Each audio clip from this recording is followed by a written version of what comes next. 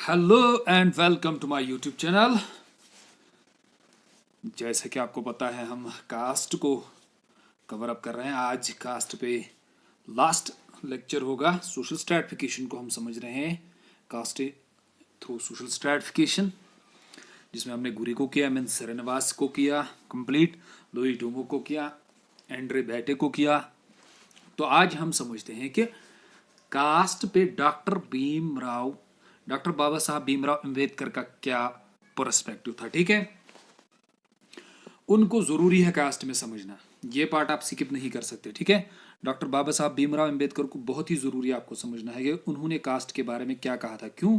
क्योंकि वो खुद एक लोअर कास्ट से थे। ठीक, उन्होंने फिर एजुकेशन हासिल की और उसके बाद वो एज ए लीडर उभरे और जो डाउन ट्रॉड्स थे इंडियन सोसाइटी में उनको बताया कि आप लोग कैसे अपने चेंजेस कर सकते हो, कि आप अपना स्टेटस, आप इस कास्ट, इस रिजिड सिस्टम से कैसे बाहर निकलोगे। ठीक है, तो इनका बहुत बड़ा रोल है। एंड देन आफ्टर आपको ये भी पता है कि जब कॉन्स्टिट्यूशन बना तो डॉक्टर भीमराव अम्बेडकर साहब ने कुछ आर्टिकल्स भी रखे इंडियन कॉन्स्टिट्यूशन में, जो स्पेशली हैं किन के लिए, जो स्पेशली इन जो डाउन ट्रॉड सेक्शन थे उस टाइम के लिए, उनके लिए, उनके एम्पावरमेंट के लिए और उनके चेंज के लिए। ठीक है, जैसे आर्टिकल 17 है प्रोहिबिशन ऑफ अनटचेबिलिटी, तो बहुत सारे आर्टिकल्स हैं, उनको देखते हैं।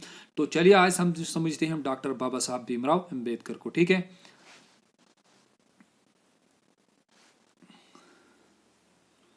डॉक्टर बाबा साहब भीमराव अंबेडकर का पर्सपेक्टिव।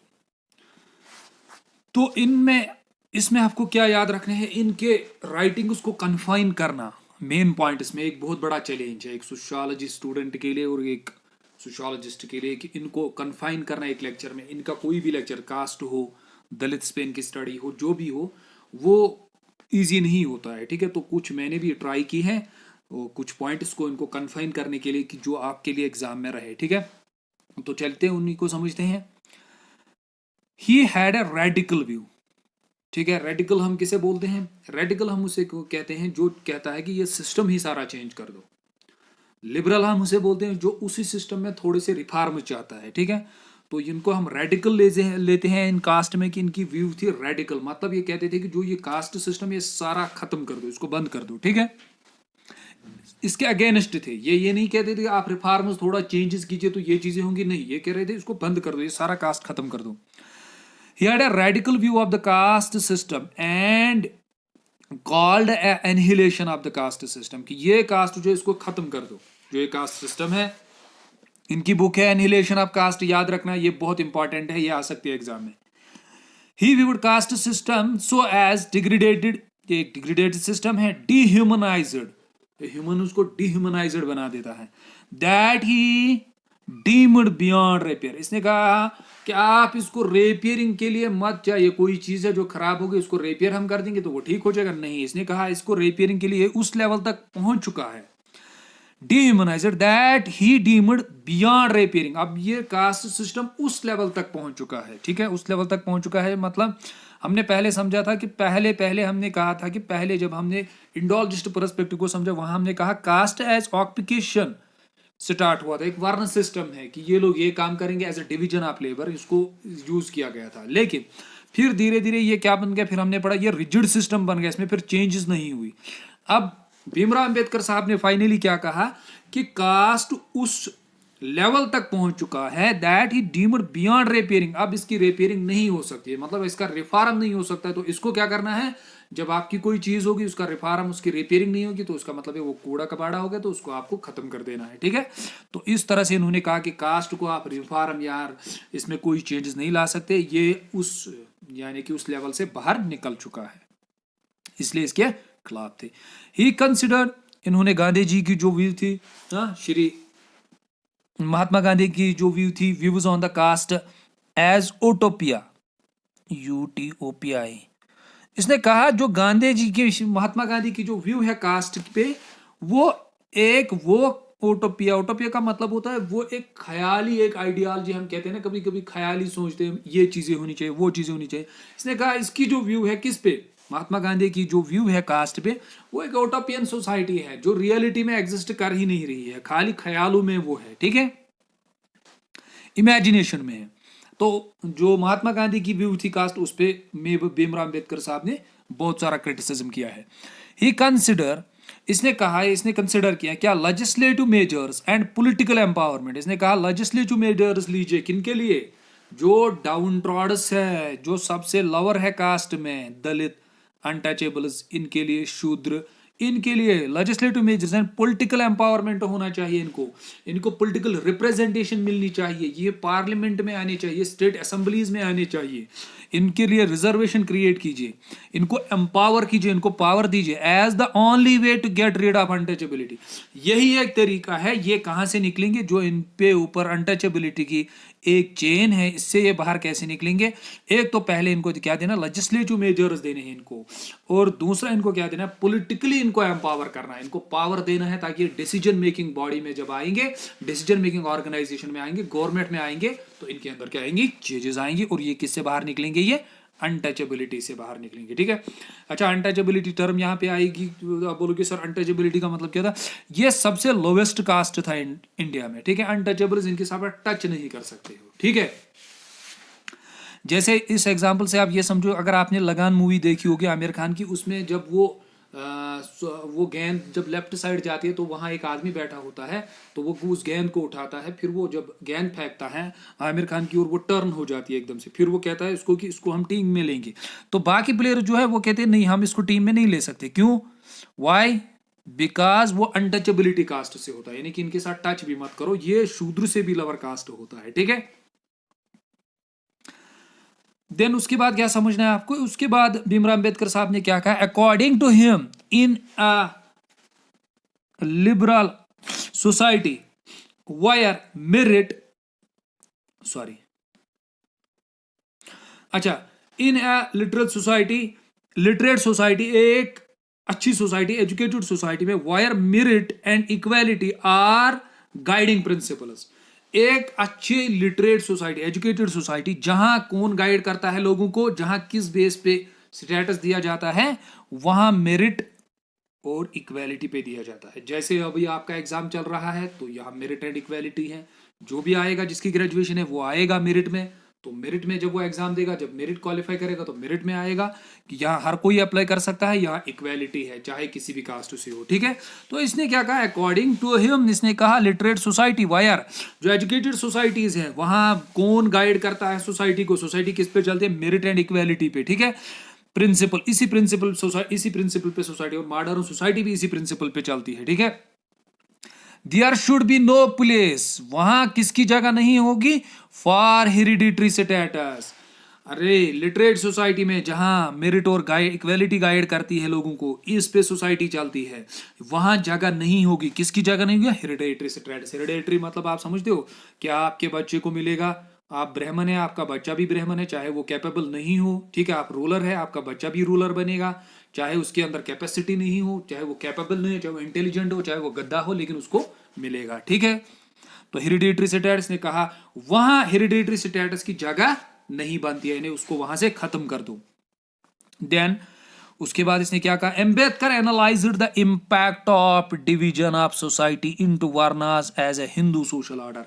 इसने इंपैक्ट एनालाइज किया, जो इंपैक्ट है डिवीजन ऑफ लेबर इनटू जो वर्ण सिस्टम आया है, ये कहां आया, ये हिंदू सोशल ऑर्डर में आया है। ठीक है, जो हिंदू सोशल ऑर्डर था, ही आर्ग्यूड, इसने कहा, because of this division of labour, इस division of labour, division of labour समझते हो आपको, जो मैंने कहा काम पे सोसाइटी को, वर्क पे डिवीजन, जो डिवीजन ये कहते थे हमने डिवीजन कर दी किए हैं सोसाइटी के वर्क पे बेसिस पे, Hindu social order has failed because of this division of labour, इस डिवीजन ऑफ लेबर की वजह से हिंदू सोशल ऑर्डर, जो हिंदू का सोशल ऑर्डर उस टाइम था, has failed to uphold liberty, equality and fraternity. इसने कहा इंडियन सोसाइटी में जो ये हिंदू सोशल ऑर्डर है, जो वर्ण सिस्टम है, इसकी वजह से जो हिंदू सोशल ऑर्डर है वो फेल हुआ है। किस में फेल हुआ है, ना वो लिबर्टी को क्रिएट कर सका, ना वो इक्वालिटी को क्रिएट कर सका, ना वो फ्रेटर्निटी को क्रिएट कर सका। ठीक है, लिबर्टी, इक्वालिटी एंड फ्रेटर्निटी, अगर आपको पता होंगे ये तीन कॉन्सेप्ट्स कहाँ से आए हैं, ये फ्रेंच रेवोल्यूशन जब आया था, वहां पे जब गवर्नमेंट बनी थी, वहां फ्रेंच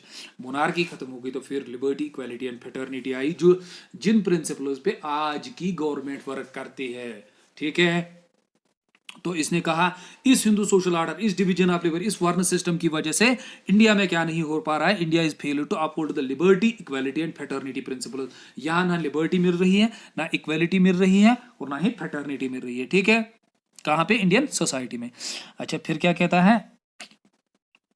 देयर आर एसेंशियल, ये जरूरी है, ये चीजें कौन कौन सा है? सोशल ऑर्डर के लिए जरूरी होना चाहिए लिबर्टी, इक्वालिटी एंड फेटर्निटी। अगर लिबर्टी नहीं होगी, इक्वालिटी नहीं होगी, तो फेटर्निटी नहीं होगी, तो वहां क्या होगा? वहां का डिविजन होंगे, कास्ट पे डिविजन होंगे। तो यहां के लिए, उस टाइम की सोसाइटी के लिए बहुत जरूरी है ये प्रिंसिपल्स होने चाहिए। ठीक है, किसने कहा? डॉक्टर भीमराव अंबेडकर साहब ने। देन उसके बाद, सॉरी 1 सेकेंड, ही सेड, इसने कहा सती, ये भी याद रखना, ही सेड, इसने कहा सोशल इविल्स, जो सोशल इविल्स उस वक्त समाज में थे। सती, सती आप समझते हो? सती का मतलब होता है सती प्रथा, जो सती सिस्टम था। अगर हिंदू, उसके उस टाइम के जो हिंदू थे, उनमें ये एक कस्टम था कि अगर किसी वाइफ की डेथ होगी, सॉरी, अगर किसी दो कपल्स की मैरिज होगी, मेल एंड फीमेल की, मेल आपको याद होगा, ये हम ऐसे डिनोट करते हैं और फीमेल को ऐसे डिनोट करते हैं, ये इसका मतलब होता है मैरिज। अगर इन दोनों की मैरिज होगी, मैरिज के बाद पहले मेल की डेथ होगी, तो इसको क्या किया जाता था? इसको डायरेक्टली जब इसको जलाया जाता था, जो इनके रिचुअल्स है, फिर लास्ट में करते हैं ये, तो इनको भी क्या किया जाता था? इनको भी उसी आग में जलाया जाता था जिंदा। ठीक है, तो इसको क्या बोलते थे? सती प्रथा बोलते थे इसको। इसने कहा सती, चाइल्ड मैरिज, चाइल्ड मैरिज आपको पता है, बिलो द एज ऑफ 14 जब किसी की मैरिज होती है, तो इसकी एज भी अब चेंज हो चुकी है, वो भी मैं आगे बताऊंगा आपको। Prohibition in widow marriage, Hindu social system में उस वक्त ये था कि विडो मैरिज, यानी कि अगर किसी की पति की डेथ हो जाती थी तो वो दोबारा शादी नहीं कर सकती थी। ठीक है, ठीक है। तो वायर, इसने कहा जो भी ये इस वक्त जो भी ये सोशल लेवल्स थे, sati, child marriage, prohibition, widow marriage, ये जो थे, ये इवल्स थे because of the caste system. किसने कहा? इसने कहा, डॉक्टर भीमराव अंबेडकर साहब ने कहा, इंडियन सोसाइटी में जो ये सोशल लेवल्स थे, ये होली एंड सोली, इनका बैग क्या था? इनका बैग कास्ट सिस्टम था। ये भी याद रखना, ये भी मत भूल जाना। Ambedkar also recommended abolition of a religion, sorry 1 second. अच्छा, इसने क्या कहा था? कि इसने कहा था कि रिलीजन इसका बैक करता है। ठीक है, किसने कहा था? डॉक्टर भीमराव अंबेडकर साहब ने। कास्ट का जो बैकअप है वो कहां से आता है? रिलीजन से आता है। Advocated for the state appointed priests, फिर इसने क्या कहा? अब इसने क्या कहा कि जो ये प्रीस्ट्स है ना, जो ब्राह्मण्स है, ये प्रीच करते हैं, ये as a priests Indian social system में उस वक्त काम करते थे। तो इसने क्या कहा? For the state appointed priests, इसने कहा स्टेट को क्या करना है? स्टेट को करना है, जो ये प्रीस्ट्स है, जो ये पुजारी है, इनको अपॉइंट कौन करेगा? इनको स्टेट अपॉइंट करेगा। ये हेरिडिटी नहीं बनेगी। ठीक है, ब्राह्मण का बेटा ही प्रीस्ट नहीं बनेगा, फिर कौन बनेगा? इसने कहा स्टेट इनको अपॉइंट करना चाहिए, स्टेट इनके लिए अपॉइंटमेंट निकालेगा। इन टेम्पल्स, टेम्पल्स में सिलेक्टेड, किस बेस पे सिलेक्ट करेंगे? On the basis of merit and not on the caste. कि आप मेरिट करवाइए, यानी कि सिंपल कोई एग्जाम कीजिए, जो मेरिट में आएगा वही कौन बनेगा? वही प्रीस्ट बनेगा। किसका? मंदिरों का, टेम्पल्स का। फॉर एनिहिलेशन ऑफ कास्ट, ये बात याद रखना, for the annihilation of caste, इसने कहा कास्ट खत्म करने के लिए क्या जरूरी है?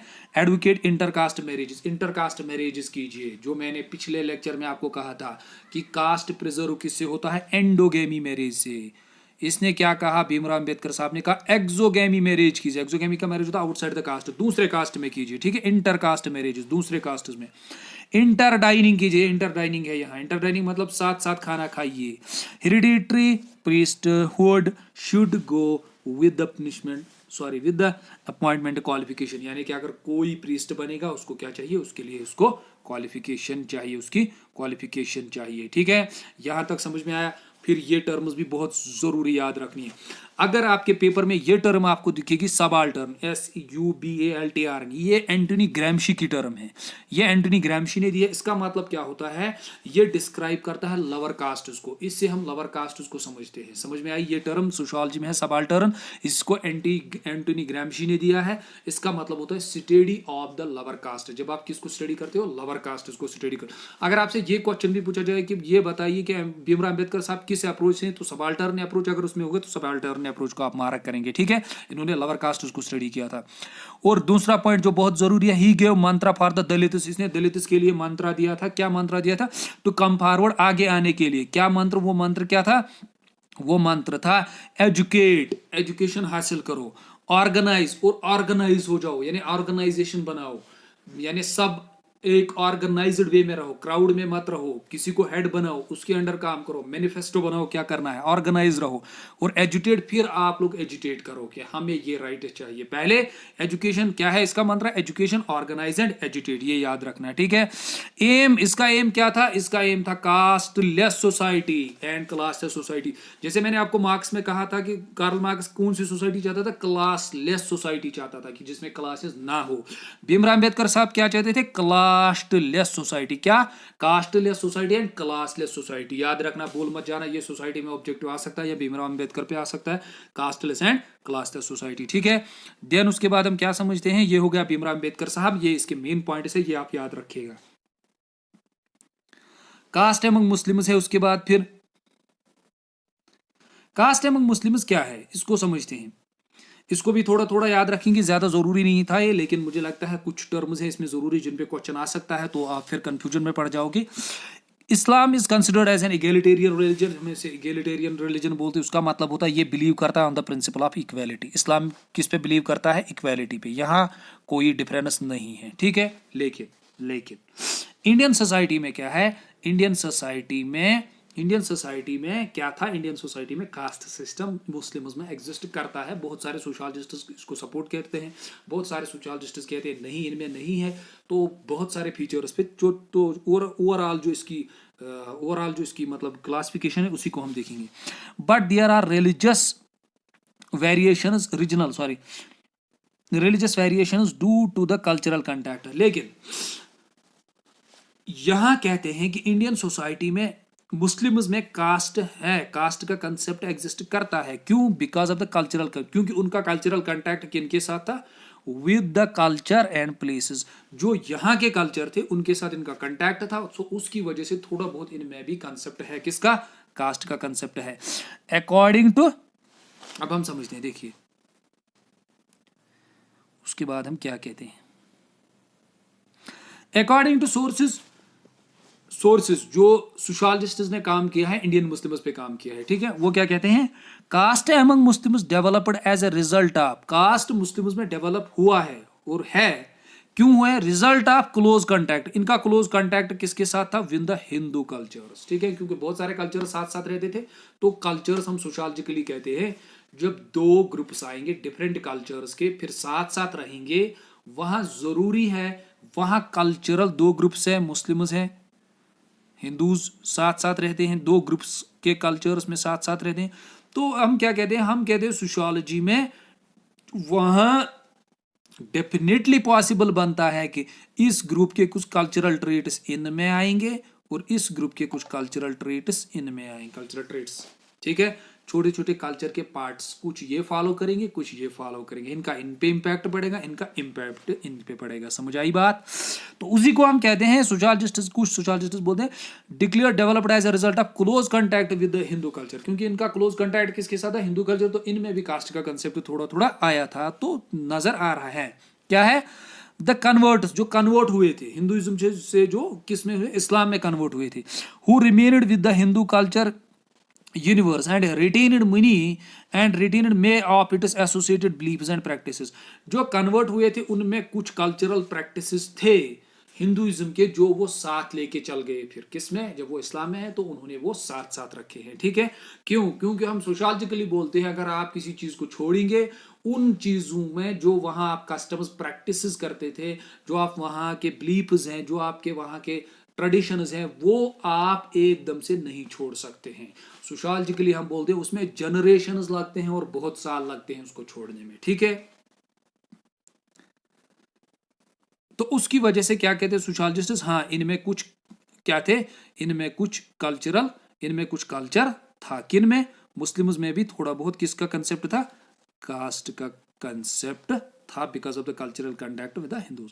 अब सोशलॉजिस्ट कैसे डिवाइड करते हैं मुस्लिम्स में कास्ट को, वो डिवाइड करते हैं in some parts, Muslims are divided, कुछ पार्ट्स में मुस्लिम्स डिवाइड है, जिन्हों हम बोलते हैं अशरफज एंड अजलफज। ये दो टर्म्स याद रखना, ये बहुत जरूरी है, अशरफज एंड अजलफज।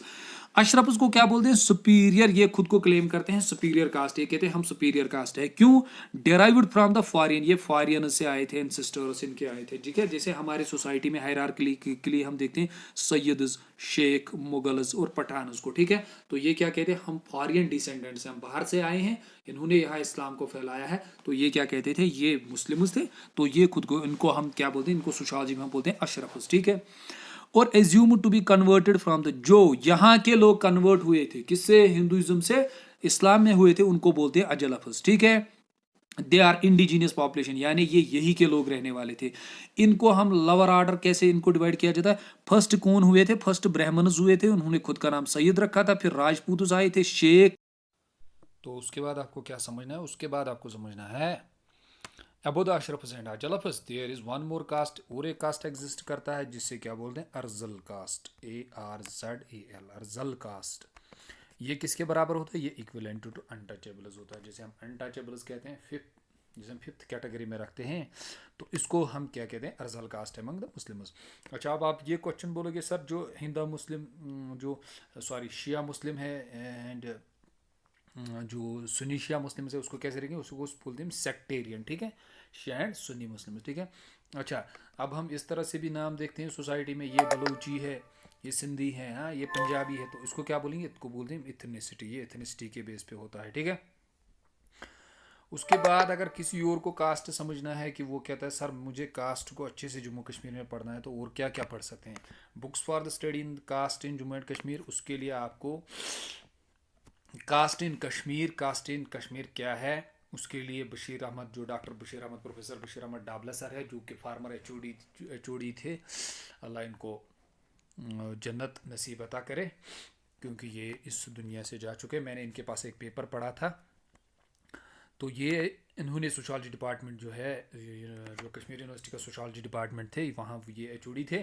तो इनकी एक बुक है जिसको आप पढ़ सकते हैं, कास्ट इन कश्मीर, ठीक है। देन उनका और एक है सोशोलॉजिकल पेपर्स, और एक बुक है sociological papers on Kashmir scheduled caste in Kashmir, ठीक है। ये भी एक बुक है, तो ये भी आप पढ़ सकते हैं। ये इसकी बुक्स है जो उनको आप फर्दर स्टडी के लिए, अगर आप चाहते हैं कि हम कास्ट समझे कश्मीर में क्या है, तो उसके लिए आप इन बुक्स को कंसल्ट कर सकते हैं। शुक्रिया, थैंक यू।